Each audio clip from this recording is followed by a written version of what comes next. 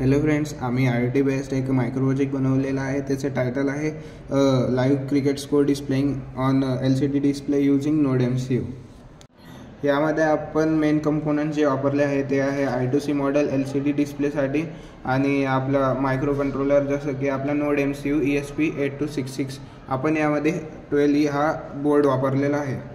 यामध्ये आपण I2Cच्या कनेक्शनसाठी मेन 4 वायर्स वापरले आहेत. त्यामधून आपण SDA D1ला, SCL D2ला आणि VCC आणि ग्राउंड या पिन कनेक्ट केलेले आहे.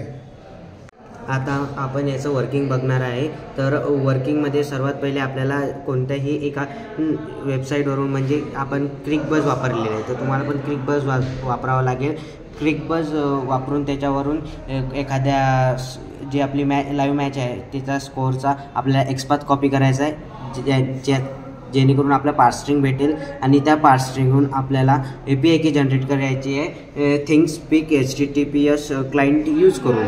आणि याचं वर्किंग असं आहे की जसं की फर्स्ट जे NodeMCU आहे ते आपली एक HTTP गेट रिक्वेस्ट आपल्या थिंगस्पीक वेब सर्व्हरला पाठवेल आणि त्याच्यातून तो त्या API कीमधून डेटा एक्स्ट्रॅक्ट करून तो स्ट्रिंगच्या फॉर्मॅटमध्ये आपल्या NodeMCUला देईल. आणि NodeMCUमध्ये आपण एक पार्सिंग लॉजिक्स म्हणजे एक्स्ट्रॅक्ट तो जो महत्त्वाचा डेटा आहे तो मिनिंगफुल इन्फॉर्मेशन एक्स्ट्रॅक्ट करण्यासाठी आपण लॉजिक लिहिलेला आहे आणि त्या लॉजिकनुसार ते एक्स्ट्रॅक्ट होईल आणि आपल्या LCDवर प्रिंट होईल.